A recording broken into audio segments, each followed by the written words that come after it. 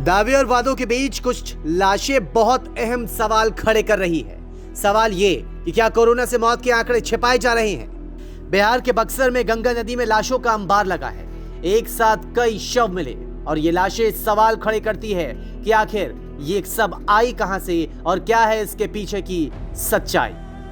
बक्सर के चौसा में महादेव घाट पर बहकर आए लाशों के अंबार ने बयां कर दिया कि त्रासदी आखिर कितनी बड़ी है।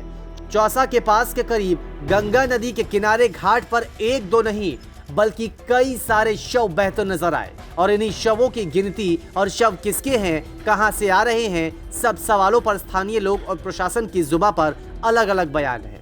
लाशें इधर गंगा जी में दिख रही हैं, 10-12 लाशें जो दिख रही हैं उसका ये पता किया गया कि गंगा जी में ही दूर से प्रवाहित होकर वो लाशें आई हैं और वो हमारे घाट की तरफ वो किनारे पर लग गई हैं, जिसका डिस्पोजल हम लोग अभी करवा रहे हैं। जिला प्रशासन ने इस मामले से पल्ला झाड़ते हुए कह दिया कि ये बिहार या बक्सर नहीं बल्कि उत्तर प्रदेश की लाशें हैं जो बहकर यहां तक आ गई।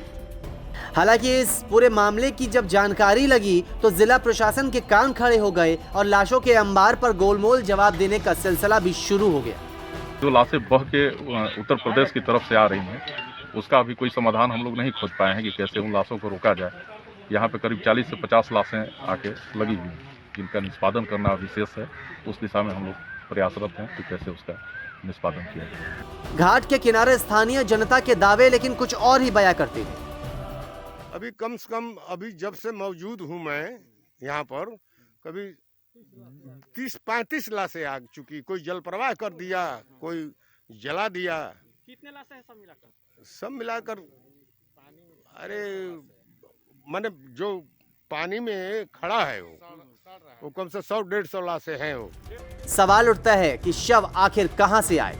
बक्सर का प्रशासन इसके लिए अपनी दलील में यूपी के लोगों का शव बताता है। लाश तो कहीं न कहीं से आ ही रही है। अब वो अन्वेषण का विषय है कि वो बारे से आ रही है कि बनारस से आ रही है कि इलाहाबाद से आ रही है, क्योंकि ये लाशें जो दिख रही हैं ये लगता है कि ये 5-7 दिन से बहती हुई लाशें हैं, क्योंकि ये फूल गई।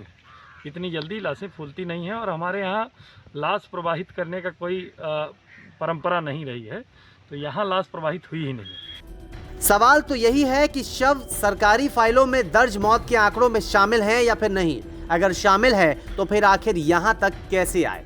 चिंता की बात यह भी है कि अगर ऐसे ही नदी किनारे शव फैलते रहे तो क्या संक्रमण आसानी से रुकेगा। न्यूज़ तक ब्यूरो।